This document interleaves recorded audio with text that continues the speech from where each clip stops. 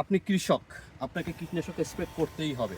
আর কীটনাশক স্প্রে করাটা হচ্ছে সবথেকে কঠিন ব্যাপার। কীটনাশক স্প্রে করার সময় অনেকে দেখছি অসুস্থ হয়ে পড়ে। এই যে প্যাকেটটা দেখছেন, অনেকে দাঁতে কাটে, এভাবে কাটা যাবে না। আপনি একটা ব্লেড নিয়ে যাবেন, ব্লেড নিয়ে এভাবে সুন্দর করে কেটে ফেলবেন। এই দেখেন, এই যে কাজ হচ্ছে এইটুকু। এটা ঢেলে নিলাম। আবার অনেকে আছে কি, এটা এভাবে হাত দিয়ে গোলায় না, এভাবে হাত দিয়ে গোলানো যাবে না।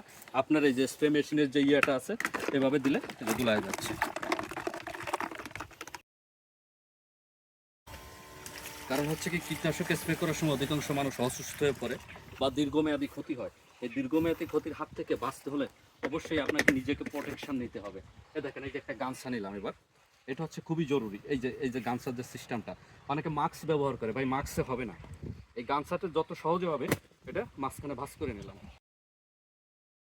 তো এই যে একটা পার্ট উঠালাম, পার্ট উঠে মাথার উপর দিয়ে দিলাম। দেখেন, এই যে আপনি এভাবে সারাদিন কীটনাশক স্প্রে করবেন, তারপর আপনি অসুস্থ হবেন না। এটা হচ্ছে প্র্যাকটিক্যাল ভাই। এই প্র্যাকটিক্যাল জিনিসটাই সব থেকে বেশি জরুরি, বুঝছেন।